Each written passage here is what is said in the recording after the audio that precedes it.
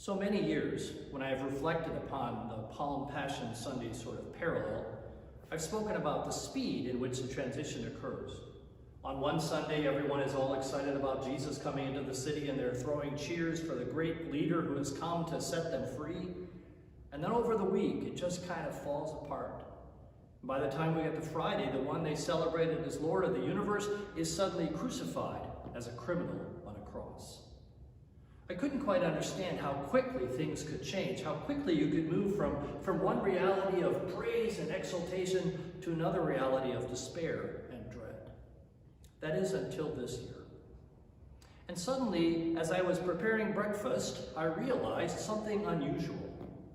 The feelings of movement from palms and praise to passion and death is exactly the way that I feel right now about the situation in which we find ourselves. I was going back over some records, looking through my date book, and I had all kinds of things that I had planned, all kinds of things I'd set up. We've been planning our vacation trips, and I bought the airline tickets. We had been planning celebrations. I was looking to have a meeting with professionals who manage things, and it was all looking really good. And then, in the twinkling of an eye, in a moment, everything changed. And suddenly, rather than celebrating all the good things, we were talking about viruses that were affecting millions of people. We were talking about having to stay home and not be allowed to go out. We were talking about grocery stores that did not have any toilet paper because, well, that's what you need when the world comes to an end. It was crazy. And it felt kind of like a death, like being buried alive, like being entombed in your own place. It is the weirdest feeling suddenly to go from one to the other. Now, I also began to think about the fact that transition from Palm Sunday to Passion or to Good Friday really did have hints about it. Even as Jesus was going around doing all his ministry and all the people were excited about him, there were these inklings that it wasn't all going to turn out right. That there were people who were not happy with the way that Jesus operated. Signs that things were going to be bad for him. There were those who were trying to figure out a way to arrest him, those who were trying to trap him, those who were trying to say that he wasn't really who he said he was. And the same thing was true for our situation. Though we kept going as if everything was the same, there were people who were commenting that maybe we ought to think differently about this.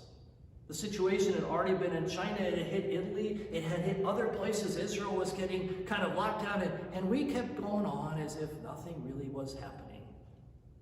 We didn't check out the signs, despite the warnings from some of our own, despite the images that things might not continue to be this way. I among them, I kept thinking, maybe it's not such a big deal. And then slam, feeling kind of down, really down. I know you do too. We've been talking about it. I've been watching people and the discouragement that's out there. But this is the key. The key is that we know how Palm to Passion works. It goes from here to here, and by the time we entomb Jesus, we're thinking it's all over.